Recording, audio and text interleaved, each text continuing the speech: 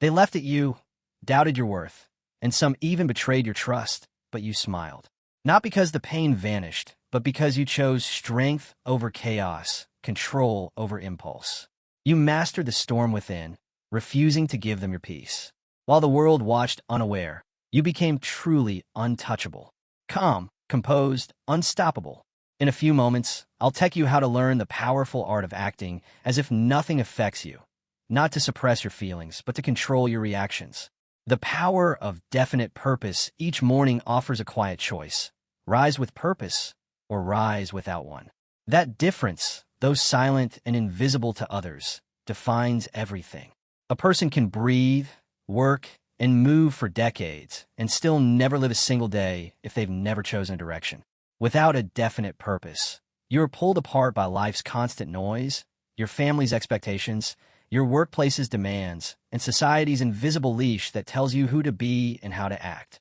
But beneath all of that is a quieter voice, asking, what do you expect from yourself? When you finally answer that question with conviction, your life begins.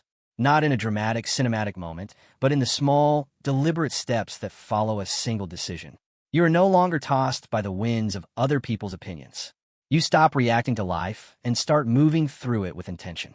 Purpose does not mean frantic speed or constant motion. It means clarity, steadiness, a reason for your steps that doesn't vanish when things get hard. There's something powerful, almost untouchable, about someone who knows why they're here. Distractions lose their grip, delays no longer derail, doubt fades into the background. You become a different kind of human when you decide to pursue one true goal instead of scattering yourself in 10 directions.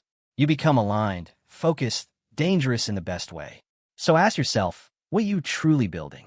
Not a short-term win, not someone else's dream dressed up as your own, but something real. Something that would stretch you, cost you, shape you, something that if you reached it, would flood you with pride. Wouldn't you wake up with more clarity?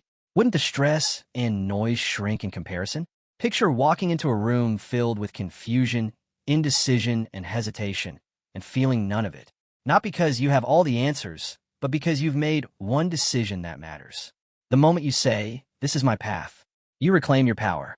You stop waiting for external validation. You stop asking life to give you permission to begin. You just begin, but purpose demands courage. You must choose it, and that's the part many avoid. They wait, hoping clarity will arrive on its own. It won't. Life does not assign you a mission. You assign one to yourself. Those who thrive are not always the most talented or the loudest, but they are often the clearest. They see a mountain no one else sees and commit to climbing it quietly, persistently, without applause. So the question becomes simple, even if the answer is not. Are you ready to live like that? Emotional fortitude over emotional reaction? Consider the last moment when your emotions got the better of you. Maybe it was anger that bubbled over in a conversation or anxiety that pulled you away from something important. In that moment, who was in charge? Your vision or your reaction? Emotions are powerful, no doubt, but left unchecked. They don't build. They break. They scatter your energy, disrupt your direction, and often leave behind regret in place of progress. You are not some fragile thing drifting through circumstance. You are not designed to be flung around by irritation, fear, or disappointment.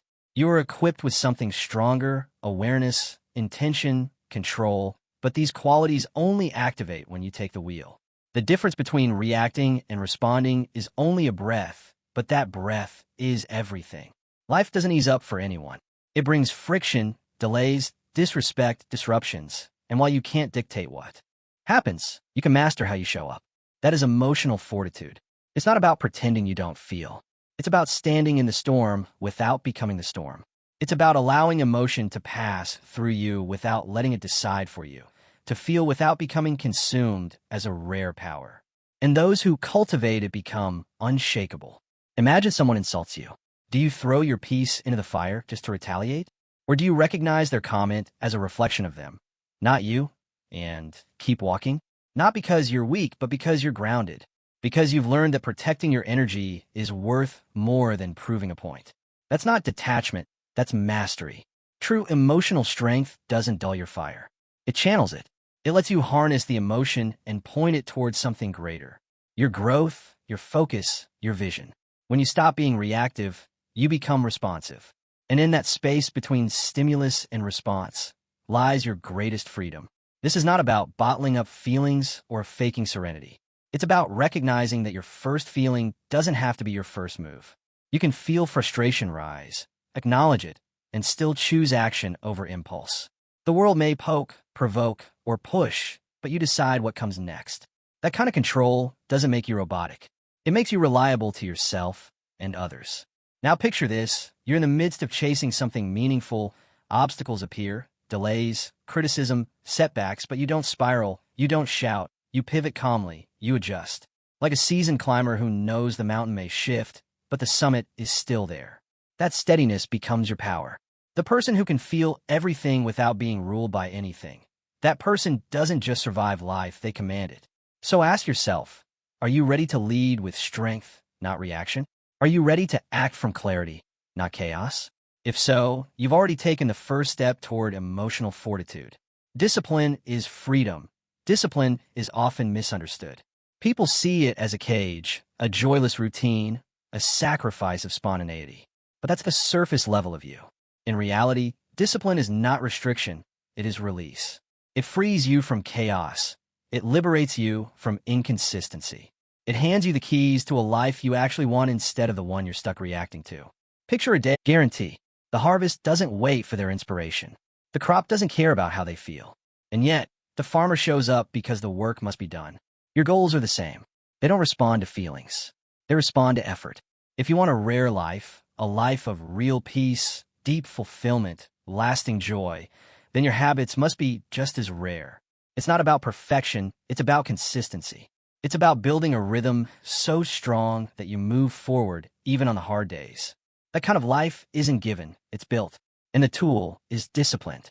So, are you willing to build it? Are you willing to trade short-term ease for long-term greatness? Because discipline doesn't chain you, it frees you. It hands you back your time, your strength, your future. And in that, you become untouchable. Resilience in the face of setbacks. You try, you fall, you rise.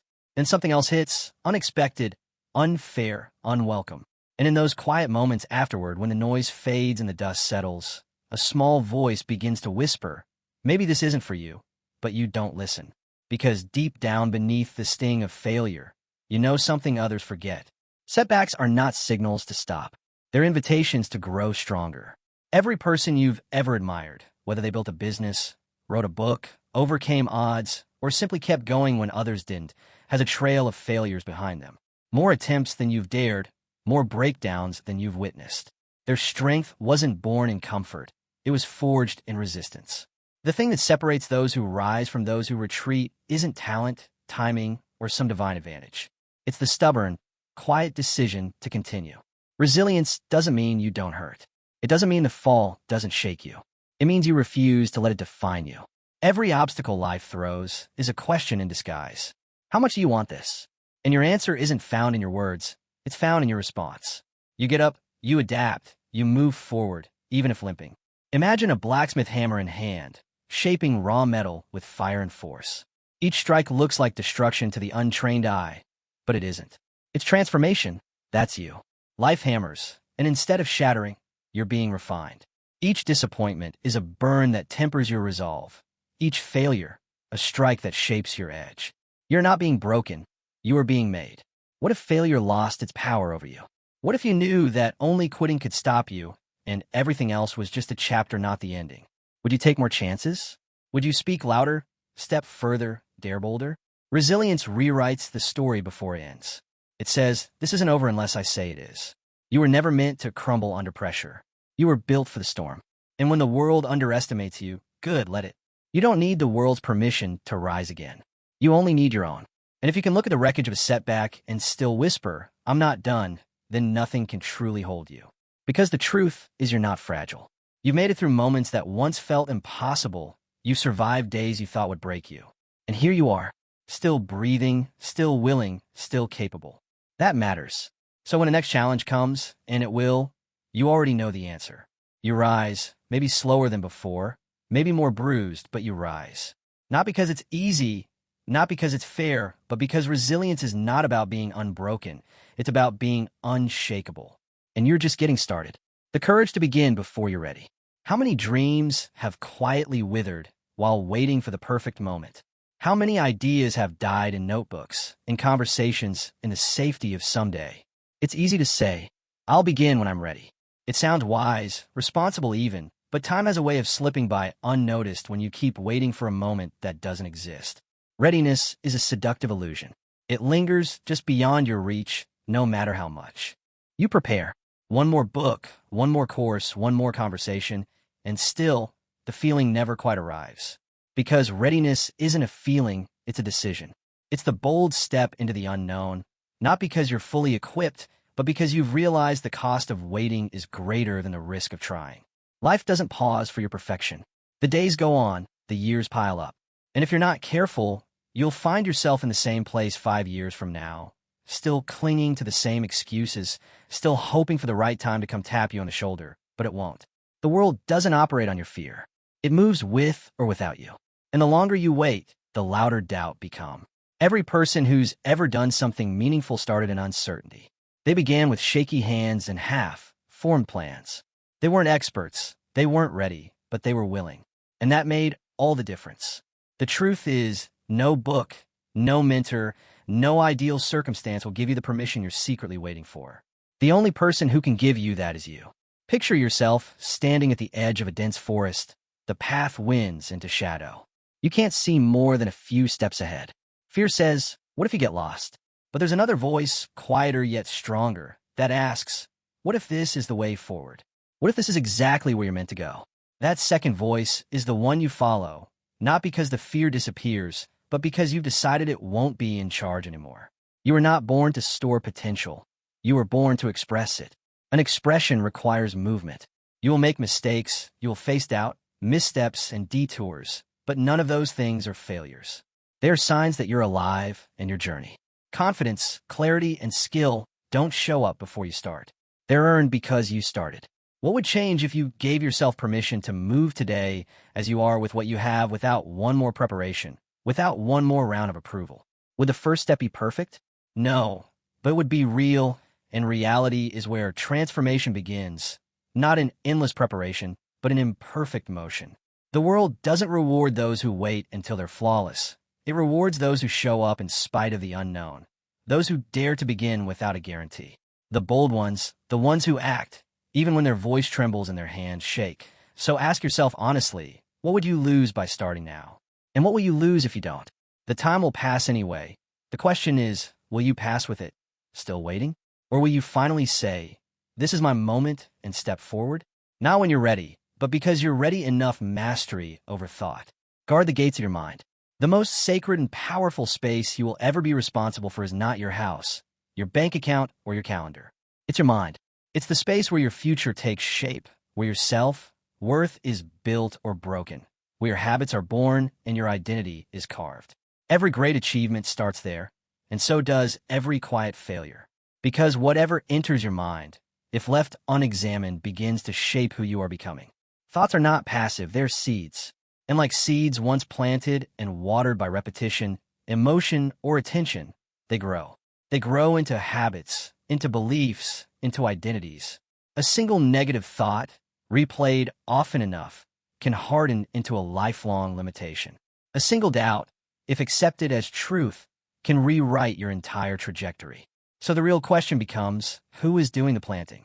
Are you consciously choosing your thoughts, or are you letting the world do it for you? We live in a time where information flows constantly. Conversations, headlines, all vying for a place in your inner world.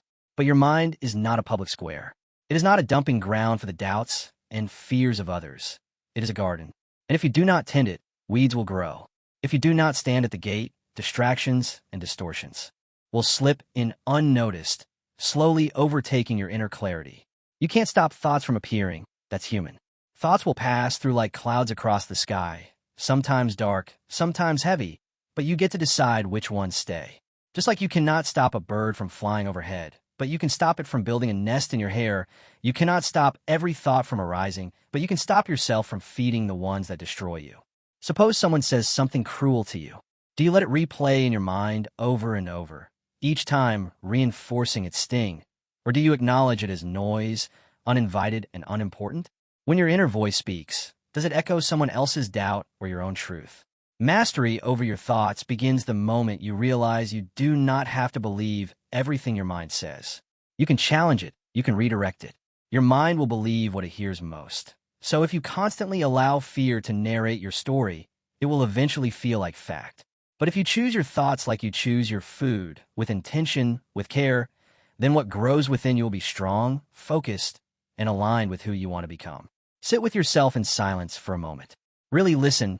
What does your mind say when nothing else is speaking? Does it encourage? Does it support? Or does it criticize and catastrophize? If it tears you down, ask, where did it learn that? Whose voice is that really? And more importantly, do you want to keep carrying it? This is the work of mastery, not perfection, but awareness. Choosing moment by moment, which thoughts to allow and which to release. You don't need to control everything in the world, but if you can control the world inside your head, you will become immovable. You become what you dwell on. So dwell wisely, guard the gates, train the voice, tend the soil, because your mind, when mastered, becomes the most powerful force you will ever possess. Faith in the unseen, the invisible force behind persistence. There's a moment that comes for everyone who dares to chase something bigger than comfort. It arrives quietly after the early excitement fades, and the results are still nowhere in sight. You've done the work, you've shown up, you've followed the plan, and yet everything around you remains still. No applause, no breakthrough, no reward, just silence. And this is the moment where most people walk away, but not you. Because you know something most people don't.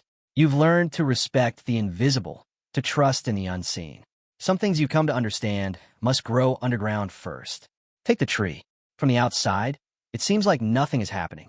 You plant the seed, you water it, you wait, days go by, weeks, maybe even months, no sign of life, no green sprout pushing through the dirt, but beneath the surface something powerful is taking place. Roots are forming, strong, steady, deep. Roots that will one day support something great, something lasting. But first they grow in silence, in darkness, in secret, and so does your progress. You might not see the fruits of your labor right now. You might not be able to measure what your consistency is building, but that doesn't mean it isn't happening. It is every moment you choose not to quit, every time you show up when it would be easier not to, you're growing something others can't see, you're building a foundation, laying down roots. This is where faith comes in, not the kind that ignores reality, but the kind that trusts reality is often deeper than appearances.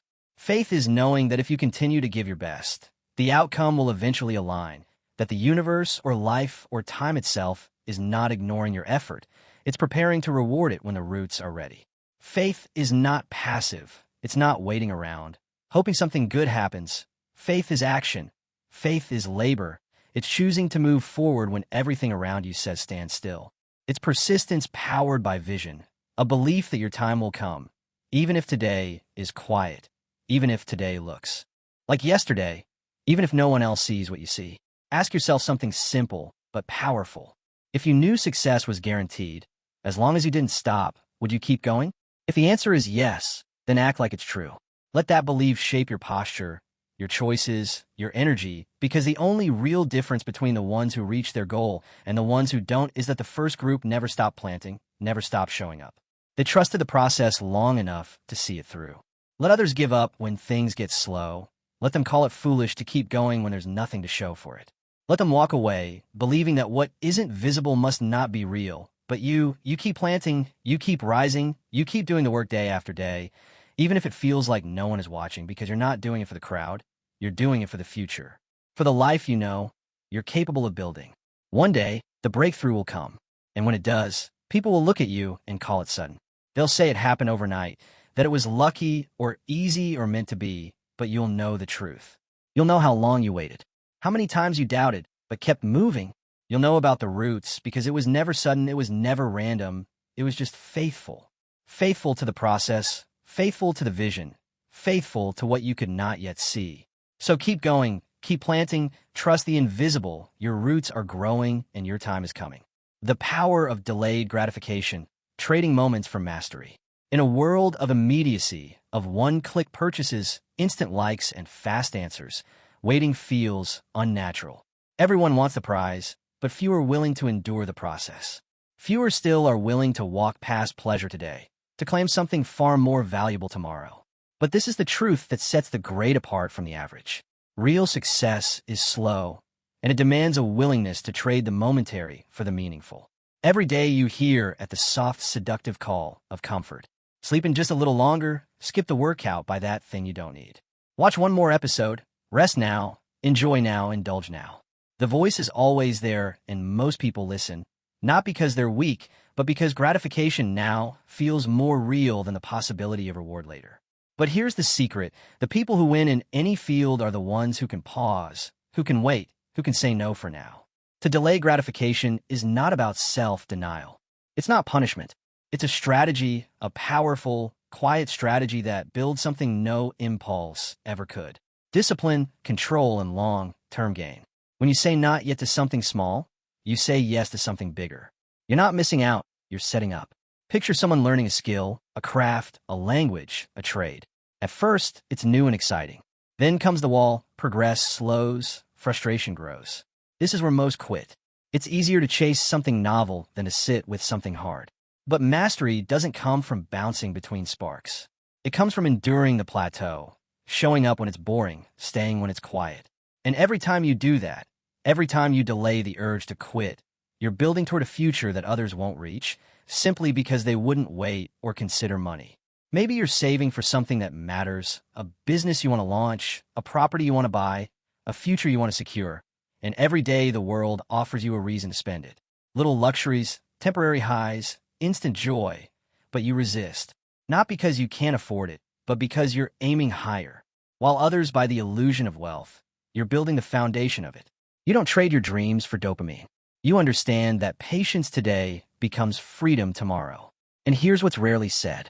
Each time you choose discipline over distraction, each time you delay instead of indulge, you're training yourself. You're reinforcing a muscle most never bother to develop, the ability to hold out for more.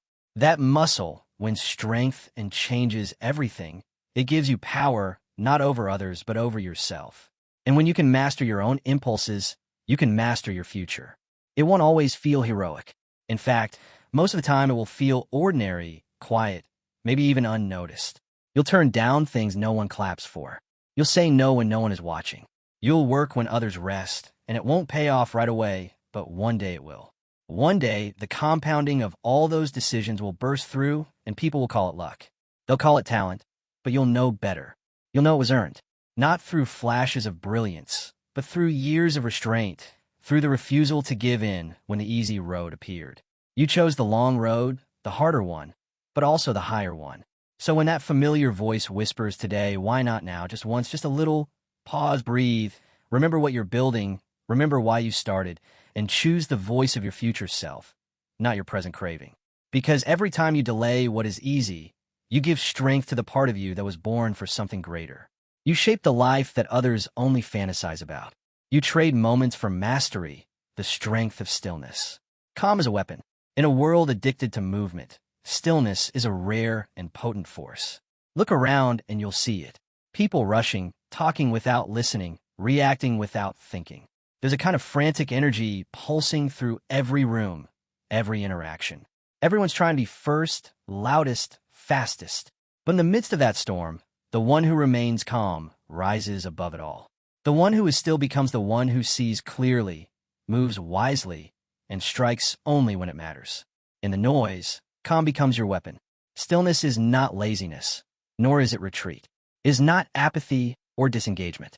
It is presence without panic. It is awareness without urgency. It is power without performance. To be still is to be so grounded in yourself that external chaos cannot shake your internal peace. It is the strength of a mind that does not flinch, a heart that does not overreact, a spirit that does not sway with every gust of wind. Think of the strongest trees. They do not flail wildly in the wind. They do not break in every storm. They stand rooted, flexible enough to bend, but solid enough not to fall. This is what you become when you embrace stillness. Not passive, but prepared. Not frozen, but focused. You remain unmoved. Not because you are stubborn, but because you have trained yourself not to be a slave to impulse. Most people live at the surface of things. They react to what is loudest, most immediate, most emotional. They hear words, but miss meaning.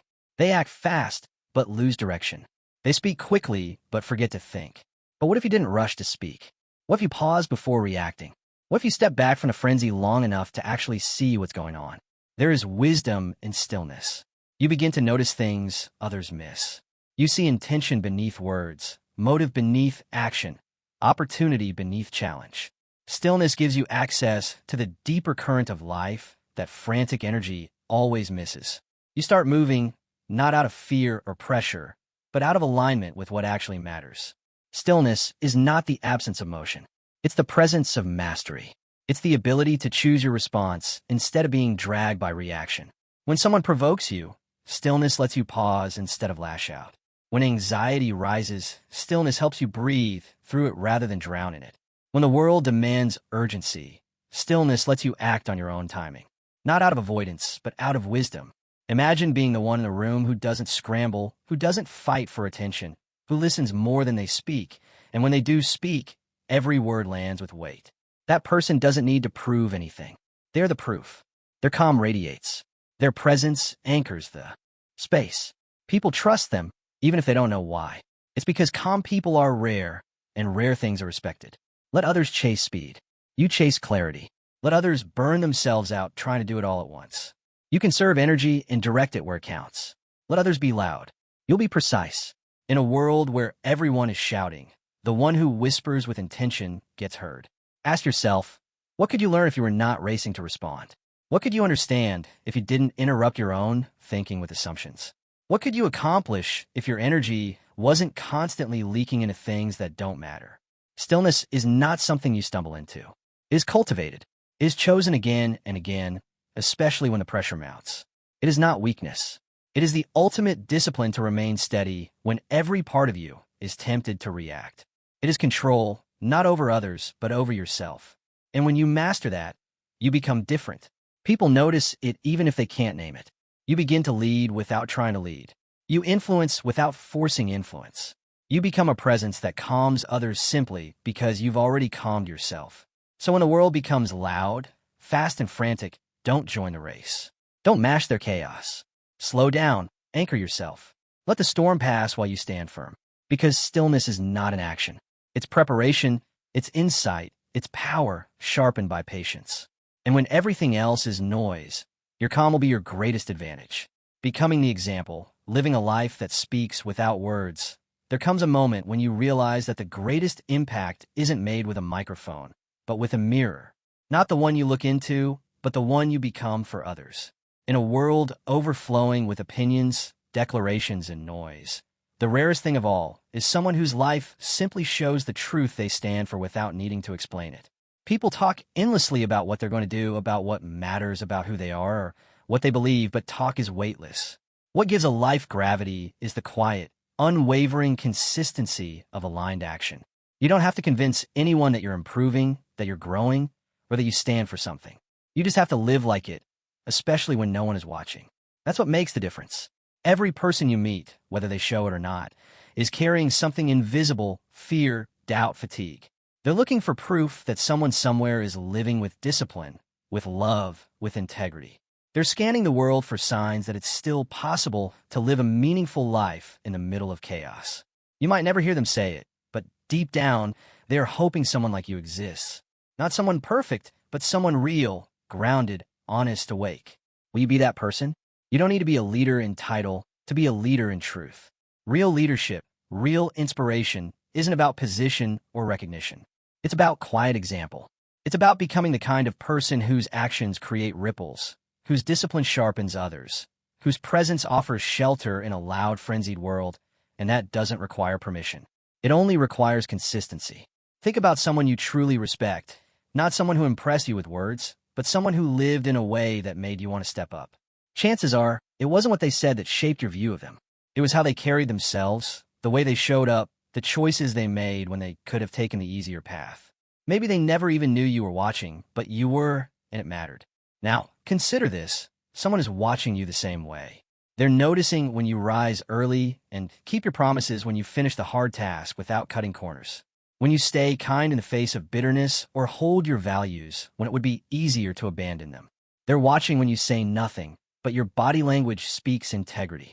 They're learning from your example, even in silence. You become the lighthouse, not by flashing lights and sounding alarms, but by simply standing tall, shining steady, refusing to flicker when the storm rages. You become the example, not by forcing change in others, but by being so rooted in your own purpose that they are drawn to find their own. What does your life say when your mouth is closed? What do your habits reveal about your priorities? When the pressure rises, do you hold to the same values you preach when things are easy? This is where example is forged, not in highlight reels, but in the unglamorous moments that make up most of our lives. You don't need a stage to make a difference. The example you set in your home, your workplace, your community carries farther than you think. The child watching you choose patience over rage. The friend observing your commitment to growth. The coworker quietly noticing your refusal to gossip. All of these are moments where your example becomes a lesson, where your choices plant seeds. It's not about being flawless. It's about being real and consistent in your realness. It's about living in such a way that if someone followed you silently for a month, they'd know what you stand for without needing to ask. That's the power of living aligned. You stop needing to convince people because your life does all the talking. In this age, everyone has a platform. Everyone has something to say, but what the world is starved for is embodiment. We don't need more slogans, more lectures, more declarations of virtue. We need more people who quietly live their values in the background. People whose lives prove their words. And maybe that's your calling. Not to be the loudest in the room, not to be the one who always has the answers, but to be the one who quietly lives a life others feel in their bones. A life that without ever asking for praise inspires someone else to rise, to keep going, to believe better is possible. You won't always see the impact you have. Often, your influence will go unspoken, but rest assured, your presence, when rooted in integrity and intention, matters more than you can measure in someday. Somewhere someone will point to you, not because of what you said, but because of how you lived and say. That's what it looks like. So keep showing up, keep choosing alignment, keep walking the path when others just talk about it. You are the example, you are the proof. Even in silence, your life is speaking.